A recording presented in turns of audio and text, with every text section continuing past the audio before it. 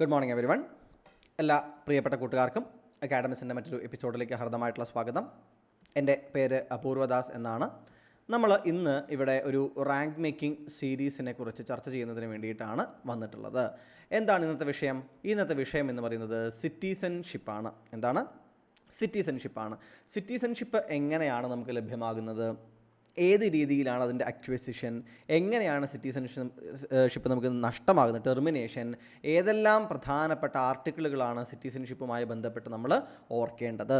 ഈ കാര്യങ്ങൾ വളരെ ചുരുങ്ങിയ സമയത്തിനുള്ളിൽ നമ്മൾ ഏതാണ്ട് 1 മണിക്കൂർ എടുത്തിട്ട് വളരെ ഡീറ്റെയിൽഡ് ആയിട്ട് എടുക്കുന്ന ക്ലാസ്സുകളുണ്ട്. നമ്മളുടെ കോഴ്സിൽ നിങ്ങൾക്കത് കാണാൻ സാധിക്കും. പക്ഷേ ഇവിടെ നമ്മളിപ്പോൾ ശ്രമിക്കുന്നത് എന്തിനു വേണ്ടിയിട്ടാണ്? നമ്മൾ സിറ്റിസൺഷിപ്പിനുമായി ബന്ധപ്പെട്ട ഏറ്റവും പ്രധാനപ്പെട്ട PSC പരീക്ഷകളിൽ ഏറ്റവും അധികം വരാൻ സാധ്യതയുള്ള ഭാഗങ്ങൾ വളരെ വേഗത്തിലൊന്ന് കണ്ടുപോവുക എന്നതാണ് നമ്മളുടെ നിലവിലെ ഉദ്ദേശമെന്ന് പ്രത്യേകം ആലോചിക്കുക. So it's not going to be a huge lengthy class. Okay ആണല്ലോ? ശരി, നോക്കൂ, ആദ്യ ഭാഗത്തേക്ക് പോവുകയാണെന്നുണ്ടെങ്കിൽ എന്താണ് സിറ്റിസൺഷിപ്പ് എന്ന് നമുക്കൊന്ന് ആലോചിക്കേണ്ടതുണ്ട്.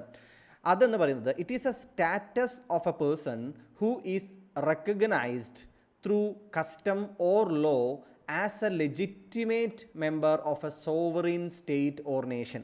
ഒരു പരമാധികാര രാഷ്ട്രത്തിലെ, അതായത് ആ രാജ്യം മറ്റ് രാജ്യങ്ങളിലോ ഒരു തീരുമാനമെടുക്കുമ്പോൾ ആ രാജ്യം വേറൊരു രാജ്യങ്ങളിലും ഡിപ്പെൻഡൻ്റ് അല്ല. അതാണ് പരമാധികാര രാജ്യം, അല്ലേ? നമ്മൾ ബ്രിട്ടൻ്റെ കോളനി ആയിരുന്നപ്പോൾ നമ്മളൊരു പരമാധികാര രാജ്യമായിരുന്നോ? ആയിരുന്നില്ല. ഇപ്പോൾ നമ്മളൊരു പരമാധികാര രാജ്യമാണ്. അതാണ് സോവറീൻ നേഷൻ എന്ന് പറയുന്നത്.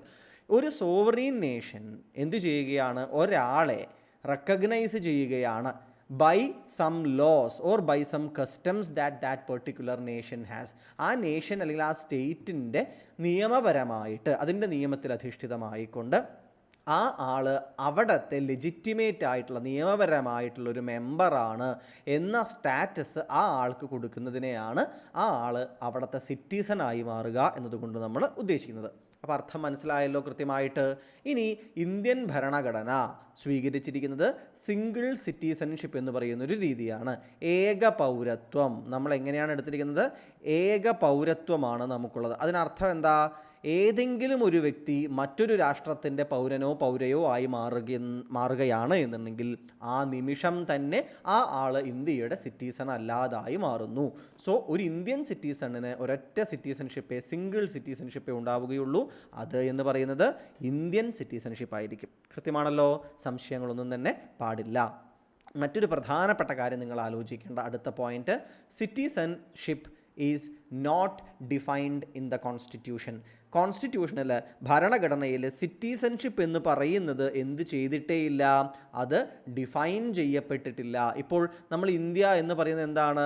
ഫെഡറൽ സ്ട്രക്ചർ ഇന്ത്യയുടെ ഒരു പ്രധാനപ്പെട്ട, ഇന്ത്യൻ ഭരണഘടനയിൽ നമ്മൾ നോക്കുകയാണെങ്കിൽ, ഇന്ത്യൻ പൊളിറ്റിയിൽ നമ്മൾ നോക്കുകയാണെങ്കിൽ ഇന്ത്യ ഒരു ഫെഡറൽ നേഷനാണ്. ഫെഡറൽ സ്ട്രക്ചർ എന്ന് പറയുന്നത് ഒരു ബേസിക് സ്ട്രക്ചറാണ്, അല്ലെ? ബേസിക് സ്ട്രക്ചർ ഡോക്ടറിൻ നിങ്ങൾക്ക് അറിയാമല്ലോ. ആ ബേസിക് സ്ട്രക്ചറിൽ വരുന്ന ഒന്നാണ് ഫെഡറൽ സ്വഭാവം എന്നൊക്കെ നമ്മൾ പറയാറുണ്ട്.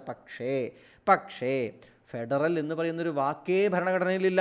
പിന്നെ നമ്മൾ എപ്പോഴും പറയാറുള്ള മറ്റൊരു വാക്കാണ് എന്തെന്ന് പറയുന്നത്? ബജറ്റ് എന്ന് പറഞ്ഞുകൊണ്ടേയിരിക്കും, അല്ലേ? ബജറ്റ് എന്ന് പറയുന്നൊരു വാക്ക് തന്നെ ഭരണഘടനയിലില്ല. ആനുവൽ ഫൈനാൻഷ്യൽ സ്റ്റേറ്റ്മെൻറ്റ് എന്നാണ് പറയുന്നത്. അതുപോലെ തന്നെ സിറ്റിസൺഷിപ്പ് എന്ന് പറയുന്ന വാക്കുണ്ടെങ്കിലും അത് എന്താണെന്നോ എങ്ങനെയാണെന്നോ ഡിഫൈൻ ചെയ്തിട്ടേയില്ല എന്ന് പ്രത്യേകം ആലോചിക്കുക. ഇനി എവിടെയാണ്, ഏത് പാർട്ടിലാണത് വരുന്നത്? പാർട്ട് 2ൻ്റെ ഭാഗമായി. പാർട്ട് 1 സ്റ്റേറ്റിനെ കുറിച്ച്, സ്റ്റേറ്റിലെ സംസ്ഥാനങ്ങളെക്കുറിച്ചൊക്കെയാണ് പറയുന്നത്, അല്ലേ? പാർട്ട് 2ൽ ആർട്ടിക്കിൾ 5 മുതൽ 11 വരെയുള്ള ഭാഗത്താണ് എന്തിനെക്കുറിച്ച് പറയുന്നത്? സിറ്റിസൺഷിപ്പിനെ കുറിച്ച് നമ്മളോട് സംസാരിക്കുന്നത്. So these articles talks about citizenship of India. ഇനി മറ്റൊരു കാര്യം ആലോചിക്കേണ്ടത്, ഇതിന് ശേഷം ഇതിൽ നമ്മൾ 11ാമത്തെ ആർട്ടിക്കിൾ നമ്മൾ ഉടനെ തന്നെ കാണും. ആ സമയത്ത് പറയുന്നുണ്ട് പാർലമെൻറ്റാണ് സിറ്റിസൺഷിപ്പുമായി ബന്ധപ്പെട്ടിട്ടുള്ള കാര്യങ്ങളിൽ നിയമം നിർമ്മിക്കേണ്ടത് എന്ന് പറഞ്ഞിട്ടുണ്ട്. മനസ്സിലാവുന്നുണ്ടോ? അതനുസരിച്ച് parliament acquisition, determination and termination, അതായത് ഒരാൾക്ക് സിറ്റിസൺഷിപ്പ് എന്ത് ചെയ്യുകയാണ്? അയാൾക്ക് അക്വയർ ചെയ്യാൻ, അയാൾക്ക് ലഭിക്കുന്നതിന് വേണ്ടിയിട്ട്, അയാൾ ശരിക്കും പൗരനാണോ എന്ന് ഡിറ്റർമിൻ ചെയ്യുന്നതിന് വേണ്ടിയിട്ട്, ആ ആളുടെ സിറ്റിസൺഷിപ്പ് ടെർമിനേറ്റ് ചെയ്യപ്പെടുന്നതിന് വേണ്ടിയിട്ട്, ഇതിനെല്ലാത്തിനും വേണ്ടിയിട്ടുള്ള നിയമനിർമ്മാണം സിറ്റിസൺഷിപ്പ് ആക്ട് ഓഫ് 1955 ആര് നടത്തുകയുണ്ടായി?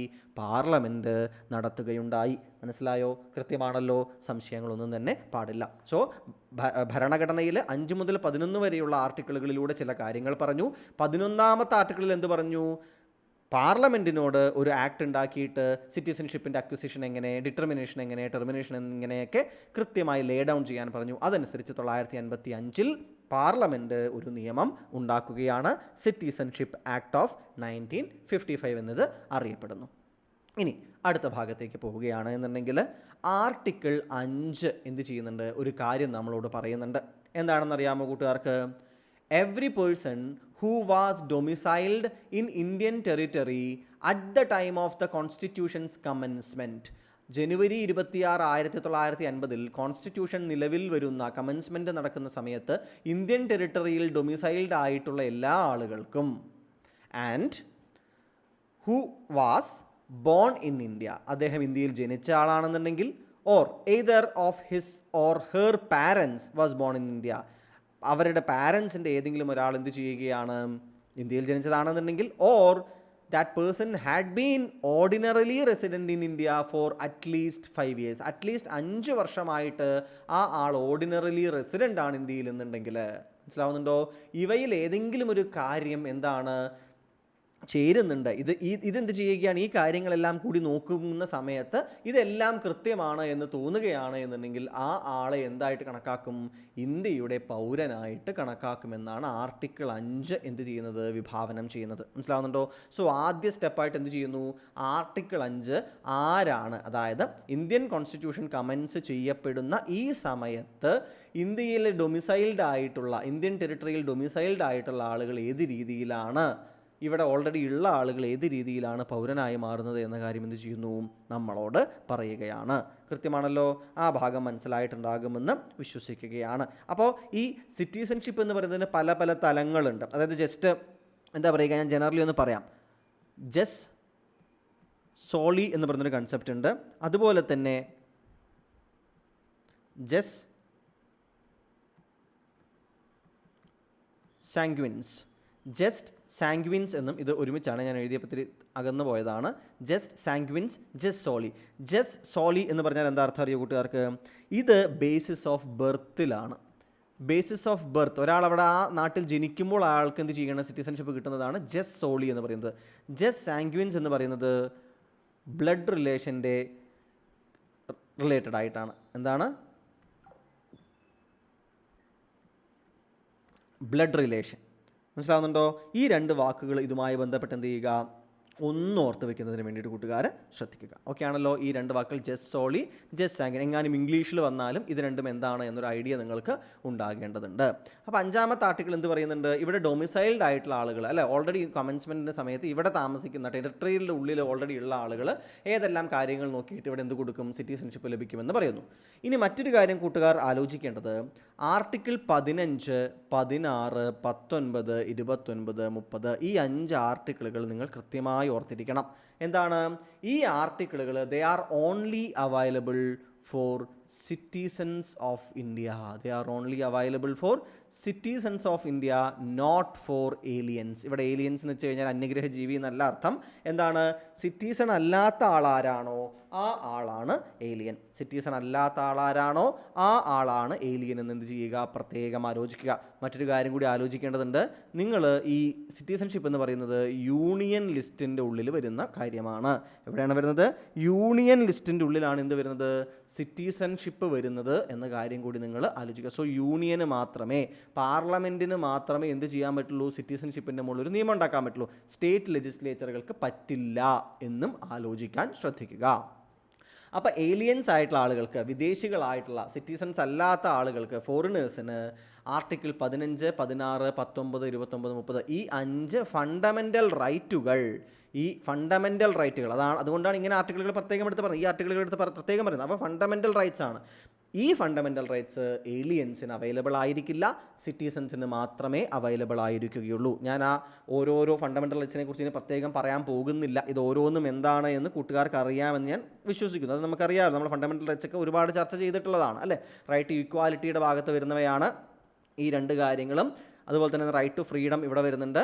ഇത് എന്താണ്, മൈനോറിറ്റി റൈറ്റ്സുകൾ വരുന്നുണ്ട് അല്ലേ. മൈനോറിറ്റി റൈറ്റ്സ് ആണ് 29, 30 വരുന്നത്. കൃത്യമായിട്ട് അറിയാമെന്ന് വിശ്വസിക്കുന്നു. അപ്പോൾ ഇത് നിങ്ങൾ ആലോചിക്കുക. അതുപോലെ തന്നെ ഏലിയൻ ആയിട്ടുള്ള സിറ്റിസൺ അല്ലെങ്കിൽ റൈറ്റ് ടു വോട്ട് ആൾക്ക് ലഭിക്കുകയില്ല.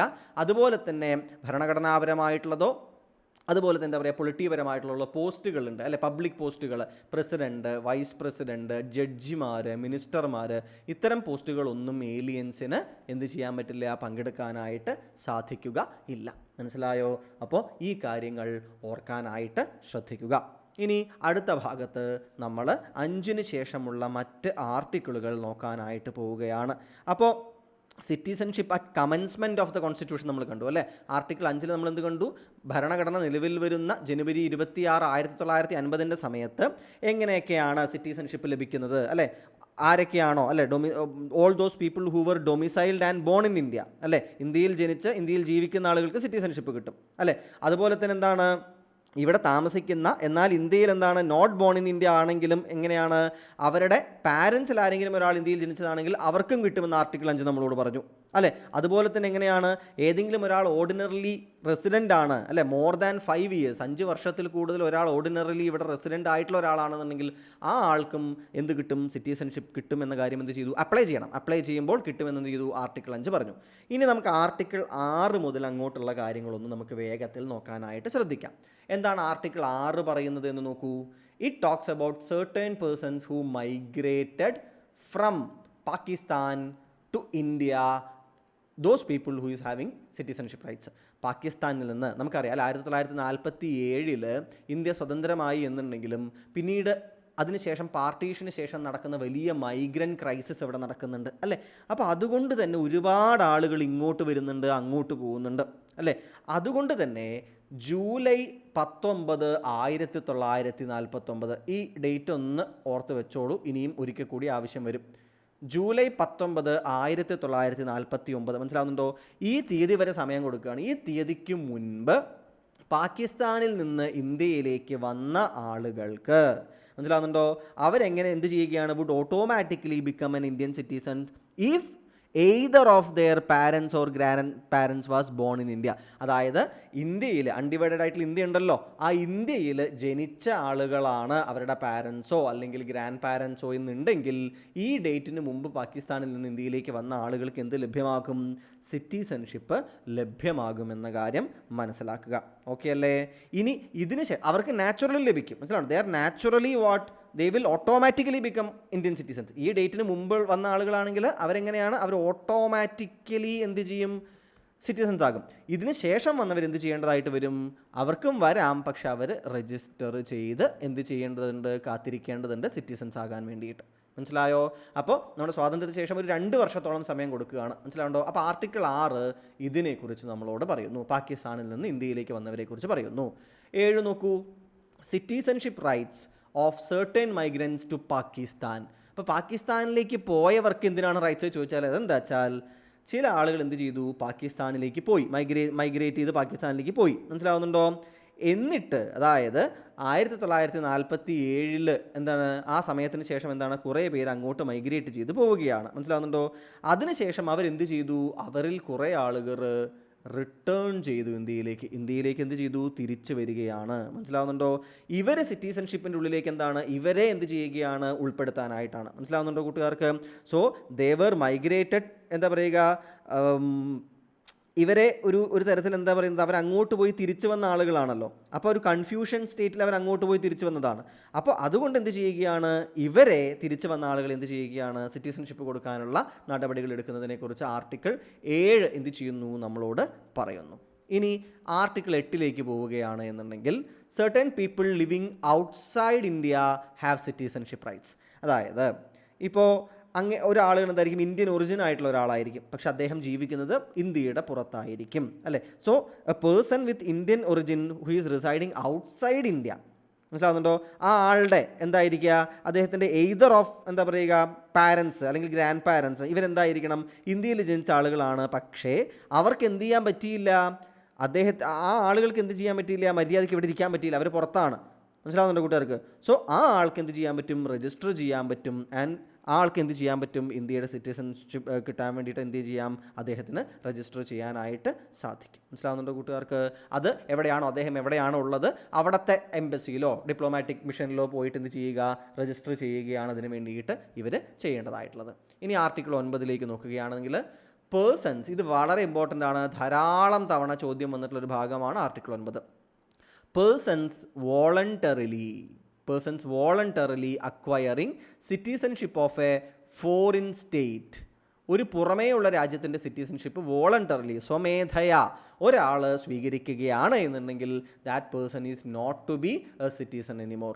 മനസ്സിലാവുന്നുണ്ടോ? ഒരാൾ ഇന്ത്യയുടെ സിറ്റിസൺഷിപ്പ് അല്ലാണ്ട് മറ്റൊരു സിറ്റിസൺഷിപ്പ് ഒരാൾ സ്വീകരിച്ചാൽ, ബോധപൂർവം സ്വീകരിച്ചാൽ, ആ നിമിഷം മുതൽ അയാൾ ഇന്ത്യൻ സിറ്റിസൺ അല്ലാതെ ആവുകയാണ്. ആർട്ടിക്കിൾ 9 പലതവണ ചോദ്യം വന്നിട്ടുണ്ട്. Article 10 continuance of rights of citizenship. അതായത് അടിസ്ഥാനപരമായിട്ട് പറയുകയാണെന്നുണ്ടെങ്കിൽ ഓരോ ആളുകളും, അതായത് സിറ്റിസണായിട്ടുള്ള ഓരോ ആളുകളും എന്ത് ചെയ്യേണ്ടതുണ്ട്? ഒരു എന്താ പറയുക, പിന്നീട് ഉണ്ടാക്കാൻ പോകുന്ന നിയമങ്ങളുണ്ട് അല്ലേ? Certain laws are going to come up അല്ലേ? ആ കാര്യങ്ങൾ എന്ത് ചെയ്യേണ്ടതുണ്ട്? അതനുസരിച്ചായിരിക്കും അവരുടെ സിറ്റിസൺഷിപ്പ് എന്ത് ചെയ്യുക? മുന്നോട്ട് പോവുക. മനസ്സിലാവുന്നുണ്ടോ കൂട്ടുകാർക്ക്? മനസ്സിലാവുന്നുണ്ടോ? So subject to the provisions of whatever laws that is going to be made by the parliament, അതനുസരിച്ച് ഇനി ഉള്ള ആളുകളെല്ലാം എന്ത് ചെയ്യും? സിറ്റിസൺസ് ആയിട്ട് തുടരും. അതിന് ഘടകവിരുദ്ധമായിട്ട് ആരെങ്കിലും എന്തെങ്കിലും ചെയ്യുകയാണെങ്കിൽ ആ ആളുടെ സിറ്റിസൺഷിപ്പ് എന്ത് ചെയ്യും? നഷ്ടമാകുന്നതായിരിക്കും. So continuance of the rights of citizenship will be decided by the parliament, the laws made by the parliament. മനസ്സിലാവുന്നുണ്ടോ? അതൊന്നുകൂടി വ്യക്തമാക്കുന്ന അടുത്ത ഭാഗമാണ് ഏതെന്ന് പറയുന്നത്, കോൺസ്റ്റിറ്റ്യൂഷൻ എംപവർ ചെയ്യുകയാണ്. ഇതും ഇമ്പോർട്ടൻ്റ് ആയിട്ടുള്ള ആർട്ടിക്കിളാണ്. എന്താണ്? കോൺസ്റ്റിറ്റ്യൂഷൻ എംപവർ ചെയ്യുകയാണ് parliament to govern the rights of citizenship through law. നിയമങ്ങൾ നിർമ്മിക്കുക, ലെജിസ്ലേഷൻ നടത്തിക്കൊണ്ട് എങ്ങനെയാണ് സിറ്റിസൺഷിപ്പിൻ്റെ കാര്യങ്ങൾ നടപ്പിലാക്കേണ്ടത് എന്നുള്ളത് പാർലമെൻറ്റിന് നിശ്ചയിക്കാമെന്നും ഭരണഘടന വ്യക്തമായിട്ട് പറയുകയാണ്. ഓക്കെ ആണല്ലോ? അപ്പോൾ 5 മുതൽ 11 വരെയുള്ള ആർട്ടിക്കിളുകൾ ഓരോന്നും എന്തുമായി ബന്ധപ്പെട്ടിട്ടുള്ളതാണ് എന്ന് നമ്മൾ ചർച്ച ചെയ്ത് കഴിഞ്ഞിരിക്കുന്നു. അടുത്ത ഭാഗത്തേക്ക് പോകുമ്പോൾ നമുക്ക് കാണാൻ പറ്റുന്നത് അക്വിസിഷൻ ഓഫ് ദ സിറ്റിസൺഷിപ്പ് എന്നതാണ്. ഏതാണ്? Acquisition of the citizenship. അതായത് ഏറ്റവും ആദ്യം പറയുന്നത് 4 തരത്തിൽ, എന്താ പറയുന്നത്? 4 തരത്തിൽ ഡയറക്റ്റ് ആയിട്ട് എന്താണ് അക്വിസിഷൻ പറയുന്നുണ്ട്. പിന്നെ 5ാമതൊരു ഇൻകോർപ്പറേഷൻ ഓഫ് ടെറിട്ടറി കൂടി എന്ത് ചെയ്യുന്നുണ്ട്? നമ്മളോട് പറയുന്നുണ്ട്. മനസ്സിലാവുന്നുണ്ടോ കൂട്ടുകാർക്ക്? എന്തൊക്കെയാണെന്നറിയോ? ഈ എന്താ പറയുക കാര്യങ്ങൾ നമുക്ക് എന്ത് ചെയ്യാം? വളരെ കൃത്യമായിട്ട് നമുക്കൊന്ന് മനസ്സിലാക്കുന്നതിന് വേണ്ടിയിട്ട് ശ്രദ്ധിക്കാം. ആദ്യ ഭാഗം എന്ന് പറയുന്നത് ബൈ ബർത്ത് ആണ്. ഏതാണ്? By birth. അതായത് ഏതൊരാളും, എവ്രി പേഴ്സൺ, ഈ ബൈ ബർത്ത്, അതായത് ഇത് ഒരു കാര്യം നിങ്ങൾ ആലോചിക്കണം. നമ്മളുടെ ഈ ഒരു അക്വിസിഷൻ ആകട്ടെ, ടെർമിനേഷൻ ആകട്ടെ, എല്ലാം ഏതിൽ ഡിപ്പെൻഡൻ്റാ? പാർലമെൻറ്റ് പിന്നീട് ഉണ്ടാക്കിയിട്ടുള്ള 1955 സിറ്റിസൺഷിപ്പ് ആക്ടിൽ ഡിപ്പെൻഡൻ്റ് ആണ്. ഏത്? ഇനി വരാൻ പോകുന്ന നിയമങ്ങളല്ല. മനസ്സിലാവുന്നുണ്ടോ? അപ്പോൾ അതിൽ അക്വിസിഷൻ ഏതൊക്കെ രീതിയിലെന്ന് പറയുന്നുണ്ട്. അപ്പോൾ എന്താണ്? 4 ബർത്ത്, ഡിസെൻറ്റ്, രജിസ്ട്രേഷൻ, നാച്ചുറലൈസേഷൻ എന്ന് 4 കാര്യങ്ങൾ പറയുന്നുണ്ട്. പിന്നെ ഇൻകോർപ്പറേഷൻ ഓഫ് ദ ടെറിട്ടറി വരുന്ന സമയത്ത്, അതായത് ഇപ്പോൾ സിക്കിം ഉണ്ടായിരുന്നു അല്ലേ? സിക്കിം ഉണ്ടായിരുന്നു. അപ്പോൾ സിക്കിം നമുക്കറിയാം 75ാമത്തെ ഭരണഘടനാ ഭേദഗതിയിലൂടെ എന്ത് ചെയ്യുന്നുണ്ട്? സിക്കിമിനെ നമ്മൾ ഇങ്ങോട്ട് എടുക്കുന്നുണ്ട് അല്ലേ? അപ്പോൾ അത്തരത്തിലുള്ള പല സ്റ്റെപ്പുകൾ എന്ത് ചെയ്യുന്നുണ്ട്? നടക്കുന്നതായിട്ട് നമുക്ക് കാണാനായിട്ട് സാധിക്കുന്നുണ്ട് അല്ലേ? അത്തരത്തിലുള്ള പല സ്റ്റെപ്പുകൾ നമുക്ക് എന്ത് ചെയ്യുന്നുണ്ട്? നമുക്ക് കാണാനായിട്ട് എന്ത് ചെയ്യുന്നുണ്ട്? സാധിക്കുന്നുണ്ട്. അപ്പോൾ അത്തരത്തിലുള്ള ഒരു സ്റ്റെപ്പ് നടക്കുകയാണ് എന്ന് നിങ്ങൾ വിചാരിക്കും. അതായത് പുറത്ത് നിന്ന് ഒരു ടെറിട്ടറി എന്ത് ചെയ്യുകയായിരുന്നു? ഇങ്ങോട്ട് എടുക്കുകയാണ് എന്നെന്ത് ചെയ്യുക? കൂട്ടുകാർ വിചാരിക്കുക. അങ്ങനെ നടക്കുകയാണ് എന്നുണ്ടെങ്കിൽ ആ ഇടത്ത് വസിക്കുന്ന ആളുകൾ എന്തായിട്ട് മാറും? ഇന്ത്യൻ പൗരന്മാരായിട്ട് മാറും. ഇപ്പോൾ സിക്കിമിനെ നമ്മൾ എന്ത് ചെയ്യുകയാണ്? നമ്മൾ കൺസിഡർ ചെയ്യുകയാണ് എന്നുണ്ടെങ്കിൽ നമുക്ക് കൃത്യമായിട്ട് അറിയാം സിക്കിം ആദ്യം എങ്ങനെയായിരുന്നു? ഇന്ത്യൻ ഒരു പ്രൊട്ടക്ടറേറ്റ് പോലെയായിരുന്നു ഉണ്ടായിരുന്നത് അല്ലേ? ഇന്ത്യയുടെ പ്രൊട്ടക്ഷൻ്റെ അടിയിലായിരുന്നു എന്ത് ചെയ്യുന്നുണ്ടായിരുന്നത്?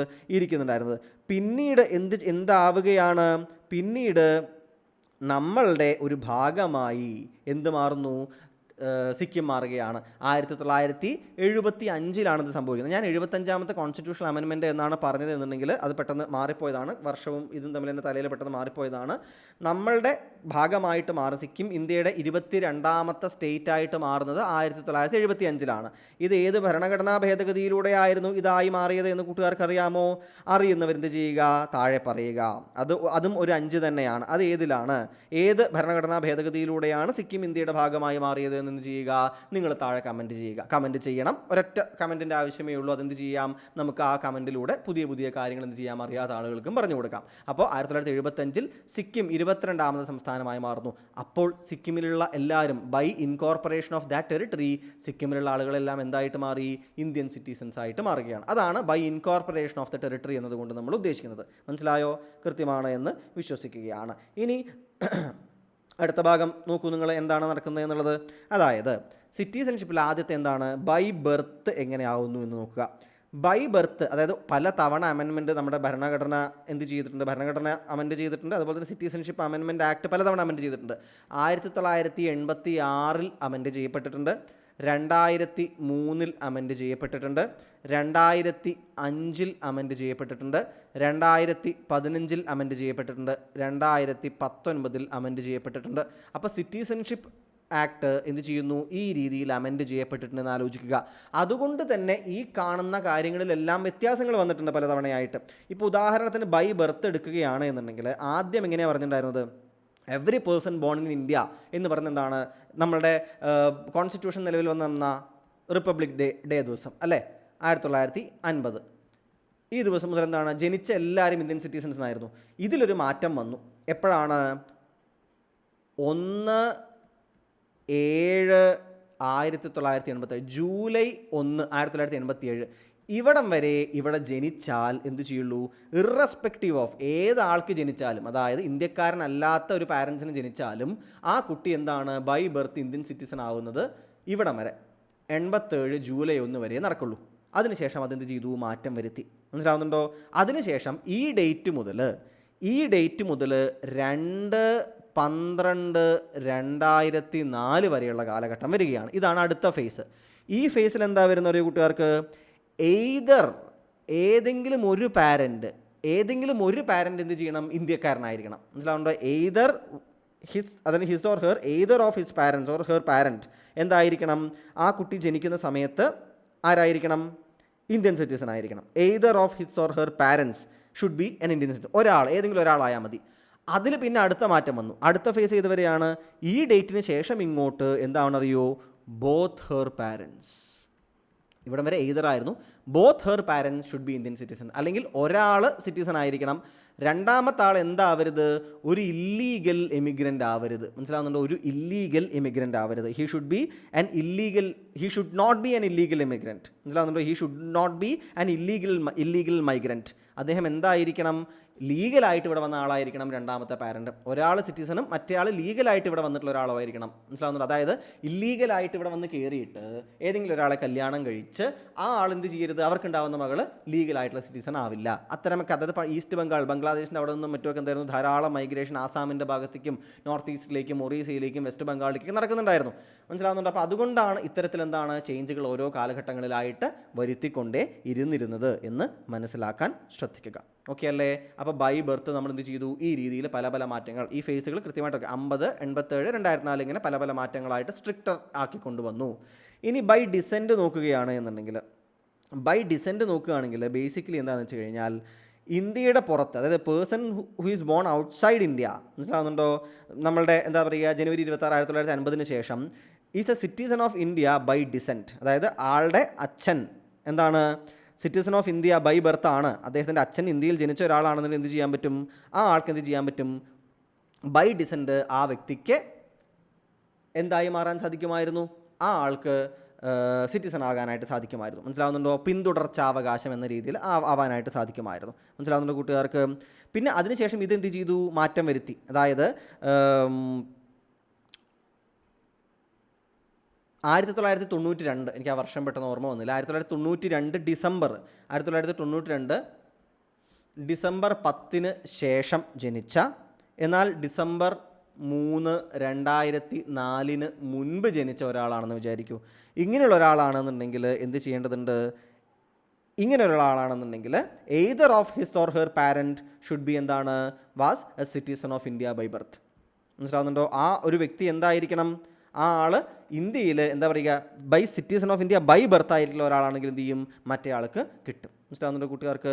ഇനി 2004 ഈ ഡേറ്റിന് ശേഷമുള്ള ഒരാൾക്ക്, ഇഫ് എ പേഴ്സൺ, അതായത് ഒരാൾ ഇന്ത്യക്ക് പുറത്ത് ജനിച്ചു, മനസ്സിലാവുന്നുണ്ടോ, December 3, 2004 ശേഷം ആ ആൾക്ക് ഇന്ത്യൻ സിറ്റിസൺഷിപ്പ് അക്വയർ ചെയ്യണമെന്നുണ്ടെങ്കിൽ, അതായത് his or her parents have to declare that എങ്ങനെയാണ് the minor does not hold a passport of any other country എന്ന കാര്യം എന്ത് ചെയ്യണം, പറയേണ്ടതായിട്ടുണ്ട്. മനസ്സിലാവുന്നുണ്ടോ? എന്നിട്ട് ബർത്ത് എന്ത് ചെയ്യണം, it should be registered at an Indian consulate within 1 year of the birth. എന്നാൽ മാത്രമേ ഡിസെൻറ്റ് ബേസിസിൽ എന്ത് ചെയ്യുള്ളൂ, ആ ആൾക്ക് സിറ്റിസൺഷിപ്പ് ലഭിക്കുകയുള്ളൂ.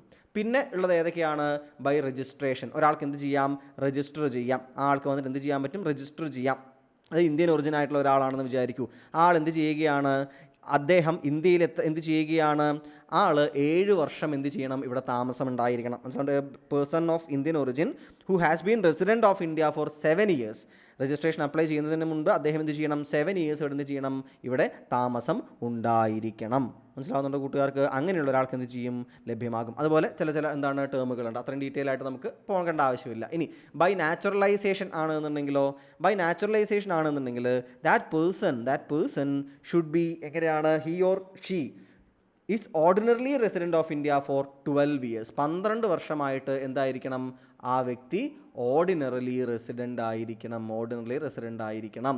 ഇനി അതുപോലെ തന്നെ ഈ അപ്ലൈ ചെയ്യുന്നതിന് തൊട്ട് മുമ്പത്തെ 12 months, അതായത് 1 വർഷം, ആൾ ഇന്ത്യയിൽ തന്നെ ഉണ്ടായിരുന്നിരിക്കണം. ഇന്ത്യയിൽ കണ്ടിന്യൂസ്ലി എന്ത് ചെയ്യണം, ഇവിടെ തന്നെ വേണം. മനസ്സിലാവുണ്ടോ? ഈ 12 മാസം അഥവാ 1 കൊല്ലവും അതിന് മുമ്പത്തെ 11 കൊല്ലവും നോക്കിയിട്ടാണ് എന്ത് ചെയ്യുന്നത്, ഈ ഒരു കാര്യം എടുക്കുന്നത്. മനസ്സിലാവുന്നുണ്ടോ കൂട്ടുകാർക്ക്? ഈ അഗ്രഗേറ്റാണ് എടുക്കുന്നത്. മനസ്സിലായോ? കൃത്യമായിട്ട് ആലോചിക്കാനായിട്ട് ശ്രദ്ധിക്കുക.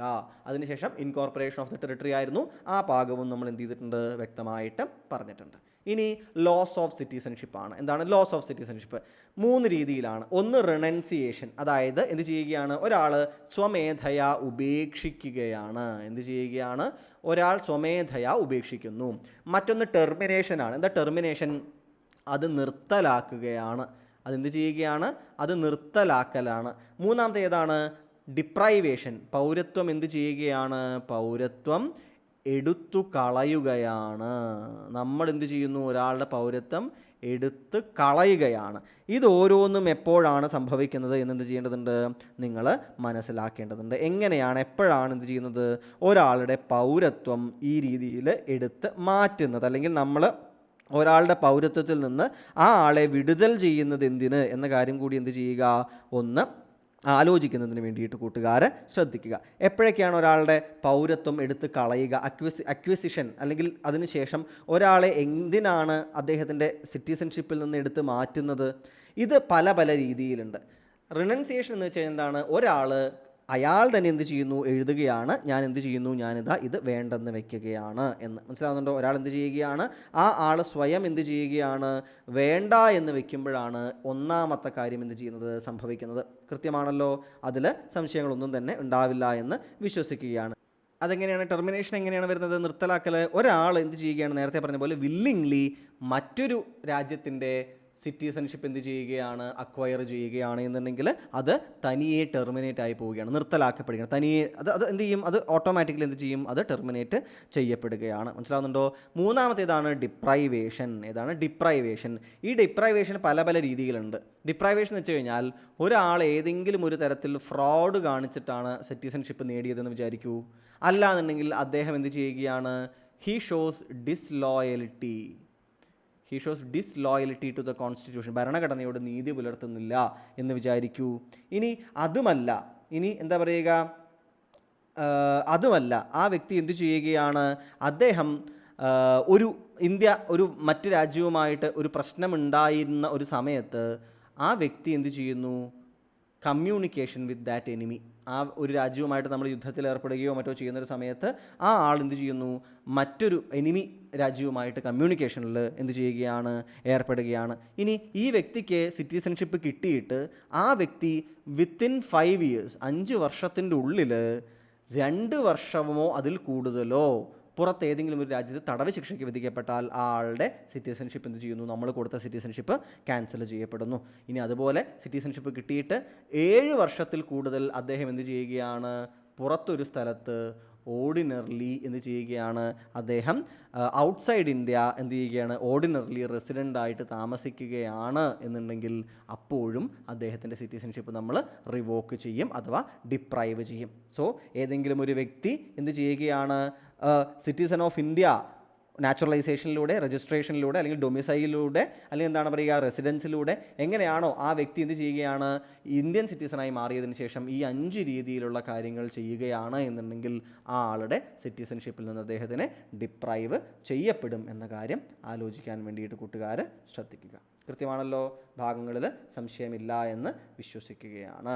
ഇനി അടുത്ത ഭാഗം നമ്മൾ നോക്കുകയാണ് എന്നുണ്ടെങ്കിൽ അവസാന ഭാഗം 2 കാര്യങ്ങളാണ്. Citizenship amendment act of 2019, Assam accord of 1985. ഈ 2 കാര്യങ്ങൾ 2019 സിറ്റിസൺഷിപ്പ് അമെൻമെൻറ്റ് ആക്ടിലൂടെ 6 കമ്മ്യൂണിറ്റികൾക്ക്, ഹിന്ദു, സിഖ്, ബുദ്ധിസ്റ്റ്, ജൈന, പാർസി, ക്രിസ്ത്യൻ എന്നീ 6 വിഭാഗങ്ങൾക്ക് പാകിസ്ഥാൻ, ബംഗ്ലാദേശ്, അഫ്ഗാനിസ്ഥാൻ എന്നീ 3 രാജ്യങ്ങളിൽ നിന്നും അഭയാർത്ഥികളായിട്ട് ഇങ്ങോട്ട് വരുന്നവർക്ക് എന്തുകൊണ്ടായിരുന്നു റിലീജിയസ് പെർസിക്യൂഷൻ, മതപരമായിട്ട് അവിടെ ഈ വിഭാഗങ്ങളെ എന്ത് ചെയ്യുന്നുണ്ട്, ഇവരുടെ എണ്ണം കുറഞ്ഞു വരികയാണ്.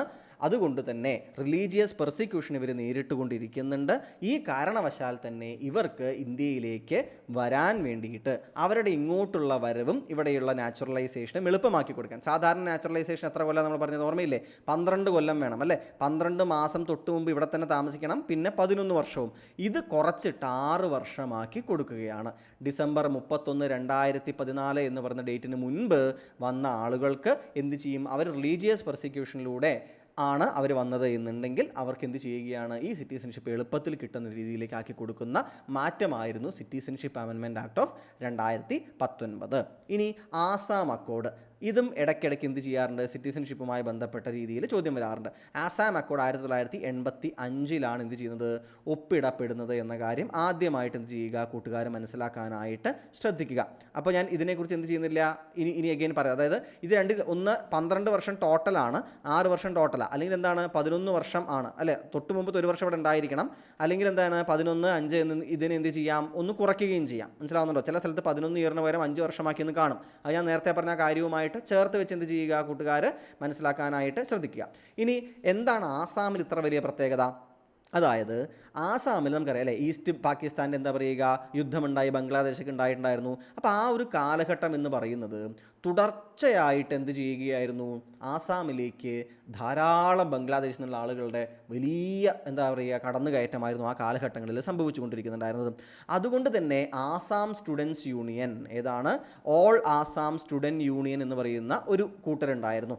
അവരൊരു വലിയ മൂവ്മെൻറ്റ് നടത്തുകയും അവിടുത്തെ നാഷണൽ രജിസ്ട്രി ഫോർ സിറ്റിസൺസ് എന്ത് ചെയ്യണം, പുതിയത് ഉണ്ടാക്കണമെന്ന് പറയുകയുമായിരുന്നു. 1951 സെൻസസ് അനുസരിച്ച് ഒരൊറ്റ തവണയാണ് നാഷണൽ രജിസ്റ്റർ ഫോർ സിറ്റിസൺസ് ഉണ്ടാക്കിയിരിക്കുന്നത് നമ്മൾ. അപ്പോൾ ആസാമിന് വേണ്ടി എന്ത് ചെയ്തു, പിന്നീട് കഴിഞ്ഞ കുറച്ച് വർഷങ്ങൾക്ക് മുമ്പാണ് എഗെയിൻ ആസാമിന് വേണ്ടി എന്ത് ചെയ്യുന്നത്, ആകെ കൂടി ഒരു national register four citizens update ചെയ്ത ഒരേ ഒരു സംസ്ഥാനം ഇന്ത്യയിൽ ആര് മാത്രമാണ്, ആസാം മാത്രമാണ്. ഈ അടുത്താണ് അത് എന്ത് ചെയ്തത്, അത് നടക്കുന്നത്. അപ്പം ഈ വലിയ സമരങ്ങൾ നടക്കുകയാണ്, മനസ്സിലാവുന്നുണ്ടോ? അതിനെ തുടർന്ന് എന്ത് ചെയ്യുകയാണ്, ഒരു ആസാം അക്കോർഡ് 1985 രാജീവ് ഗാന്ധിയുടെ സമയത്ത് എന്ത് ചെയ്യുകയാണ്, സൈൻ ചെയ്യുകയാണ്. എന്താ അതിൽ പറഞ്ഞിരുന്നറിയോ? ആദ്യം എന്താ പറയുക, ഇവിടെ ഈ ഭാഗത്ത് പാകിസ്ഥാനിൽ നിന്നും വന്ന ആളുകൾക്ക് എന്താ പറയുക, ഒരു ഡേറ്റ് പറഞ്ഞത് ഓർമ്മയുണ്ടോ കൂട്ടുകാരോട്? നമ്മളൊരു പെർട്ടിക്കുലർ ഡേറ്റ് പറഞ്ഞിട്ടുണ്ടായിരുന്നു. പാകിസ്ഥാനിൽ നിന്ന് ഇങ്ങോട്ട് വരുന്ന ആളുകളാണ് എന്നുണ്ടെങ്കിൽ കോൺസ്റ്റിറ്റ്യൂഷൻ പ്രകാരം ജൂലൈ എപ്പോഴായിരുന്നു, 19, 1949 എന്നൊക്കെ പറഞ്ഞൊരു ഡേറ്റ് പറഞ്ഞിട്ടുണ്ടായിരുന്നു അല്ലേ? മനസ്സിലാവുന്നുണ്ടോ കൂട്ടുകാർക്ക്? കട്ട് ഓഫ് ഡേറ്റ് പറഞ്ഞിട്ടുണ്ടായിരുന്നു അല്ലേ? ഇതിലെന്തായാലും ജൂലൈ 19, 1949 എന്ന് പറഞ്ഞ ഡേറ്റ് നമ്മൾ പറഞ്ഞിട്ടുണ്ടായിരുന്നു കൃത്യമായിട്ട്. പക്ഷേ ഈ ആസാം അക്കോർഡ് പ്രകാരം എന്ത് ചെയ്യുകയാണ്, ആ ഡേറ്റ് എന്ത് ചെയ്യുകയാണ്, ചെറിയൊരു ചേഞ്ച് വരുത്തി കൊടുക്കുകയാണ്. എന്നിട്ട് ആ ഡേറ്റ് മാർച്ച് 25, 1971 എന്നതിലേക്ക് കട്ട് ഓഫ് ഡേറ്റ് മാറ്റുകയാണ്. ഈ കട്ട് ഓഫ് ഡേറ്റ് എന്തുകൊണ്ടാണ് മാറ്റുന്നത്? അതായത് ആരൊക്കെയാണോ ഇതിനു മുമ്പ് പറഞ്ഞിട്ടുണ്ടായിരുന്നത്, എവറി പേഴ്സൺ, അതായത് all persons of Indian origin ആയിട്ടുള്ള ഏതൊരാൾ ആസാമിലേക്ക് കടന്നിട്ടുണ്ടോ, എപ്പോൾ ജനുവരി 1, 1966, ഇവർക്കെല്ലാവർക്കും എന്ത് കിട്ടും, they are deemed Indian citizens. ഇവരെ ഇന്ത്യൻ സിറ്റിസൺസ് ആയിട്ട് തന്നെ നേരിട്ട് പരിഗണിച്ചിരിക്കും. ഇനി ഈ ഡേറ്റിന് ശേഷം ഈ കട്ട് ഓഫ് ഡേറ്റ് കണക്കാക്കുക, മാർച്ച് 25, 1971 ഇങ്ങോട്ട് കണക്കാക്കുക. ഈ രണ്ട് ഡേറ്റുകളുടെ ഇടയിൽ വന്ന ആളുകൾക്ക് എന്ത് ചെയ്യാൻ പറ്റും, ദേ ഹാവ് ബീൻ, അതായത് those people who have been ordinary residents, അവർക്ക് സിറ്റിസൺഷിപ്പ് കിട്ടും 10 വർഷത്തിന് ശേഷം. മനസ്സിലാവുന്നുണ്ടോ? അവർ ഈ കാലഘട്ടത്തിൻ്റെ ഇടയിലാണ് ഇവിടേക്ക് വന്നതെന്ന് പറയുന്ന ആളുകൾക്ക് 10 വർഷത്തിനുള്ളിൽ എന്ത് ചെയ്യും?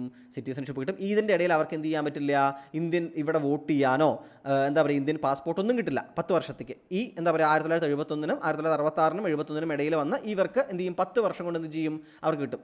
പ്രൊവൈഡഡ് എന്താണ് അവരത് വന്നതാണ് തെളിയിക്കണം. അതൊക്കെ ബാക്കി കാര്യങ്ങൾ. ഓക്കെ, ഈ ഡേറ്റിന് ശേഷം വന്ന ആളുകൾക്ക് എന്താണ്? അവരെ ഡിപ്പോർട്ട് ചെയ്യുമെന്നാണ് നമ്മൾ പറയുന്നത്. മനസ്സിലാവുണ്ടോ? അവർ ഇന്ത്യൻ സിറ്റിസൺസ് ആവില്ല എന്നാണ് നമ്മൾ പറയുന്നത്. മനസ്സിലായോ? ഇനി ഈ കാര്യങ്ങളനുസരിച്ച് എന്ത് ചെയ്തു? 6A മാറ്റം വരുത്തി. നമ്മൾ നേരത്തെ 6A കണ്ടില്ലേ? അവിടെ 1949 എന്ന് പറയുന്നത് എന്താണ്? ഒരു കട്ട് ഓഫ് ഡേറ്റ് ആണ് അവിടെ പോയി എന്ത് ചെയ്യുന്നത്? അവിടെ കിടക്കുന്നത്. അപ്പോൾ ഇതിൽ എന്ത് ചെയ്യേണ്ടതുണ്ട്? ഇതിൽ മാറ്റം വരുത്തേണ്ടതായിട്ടുണ്ടായിരുന്നു. അതുകൊണ്ടാണ് എന്ത് ചെയ്യുന്നത്? 6A എന്ന് പറയുന്ന ആർട്ടിക്കിളും പലതവണയായിട്ട് ചോദ്യങ്ങളിൽ നമ്മൾ കാണുക ഉണ്ടായിട്ടുണ്ട്. മനസ്സിലാവുന്നുണ്ടോ കൂട്ടുകാർക്ക്? ഇനി ഇതിന് പുറമെ 2 ആക്ടുകൾ കൂടി നിങ്ങൾ ആലോചിക്കുക. ഒന്ന് എന്ന് പറഞ്ഞാൽ ഏതാ അറിയോ കൂട്ടുകാർക്ക്? ഫോറിനേഴ്സ് ആക്ടാണ്. ഏതാണ്? ഫോറിനേഴ്സ് ആക്ടാണ്. ഫോറിനേഴ്സ് ആക്ട് പ്രകാരമാണ് ഒരു വ്യക്തി ഇന്ത്യക്കാരനാണെന്ന് തെളിയിക്കണം. മനസ്സിലാവുണ്ടോ? അതാണ് ഫോറിനേഴ്സ് ആക്ട്. മറ്റൊരു സാധനമുണ്ട്, അത് IMDT ആക്ടാണ്. IMDT ആക്ട് ഓഫ് 1983 ഉണ്ട്. ഇത് ആസാമിനെ ബാധിക്കുന്നൊരു കാര്യമാണ്. ആക്ച്വലി ആസാമിനെ സംബന്ധിക്കുന്നൊരു കാര്യമാണ്. അതായത് illegal migrants determination by tribunal. ഒരു ട്രിബ്യൂണൽ ഉണ്ട്. ആ ട്രിബ്യൂണലാണ് എന്ത് ചെയ്യുന്നത്? ആ ആൾ ഇന്ത്യക്കാരനാണോ അതോ ഇല്ലീഗൽ മൈഗ്രൻ്റ് ആണോ ലീഗൽ മൈഗ്രൻ്റ് ആണോ എന്ന് തീരുമാനിക്കുന്ന ഒരു ട്രിബ്യൂണലാണ്. ഇതിൻ്റെ സംബന്ധിക്കുന്ന ഒരു എന്താ പറയുക ആക്ടാണ് ഇത് എന്ന് പറയുന്നത്, IMDT ആക്ട് എന്ന് പറയുന്നത്. അപ്പോൾ ഇത് രണ്ടിൻ്റെയും വർഷങ്ങൾ കൂടി നിങ്ങളൊന്ന് എന്ത് ചെയ്തോളൂ? ഒന്ന് ആലോചിച്ച് വെച്ചോളൂ. സോ ഇൻ കൺക്ലൂഷൻ, നമ്മളുടെ സിറ്റിസൺഷിപ്പിനെ കുറിച്ച് ഇത്രയും അധികം ഡേറ്റയാണ് നിങ്ങൾ എന്ത് ചെയ്യേണ്ടതുണ്ട്? നിങ്ങൾ മനസ്സിലാക്കേണ്ടതായിട്ട് ഉള്ളത്. കൃത്യമായിട്ട് കാര്യങ്ങൾ മനസ്സിലായിട്ടുണ്ടാകുമെന്ന് വിശ്വസിക്കുന്നു.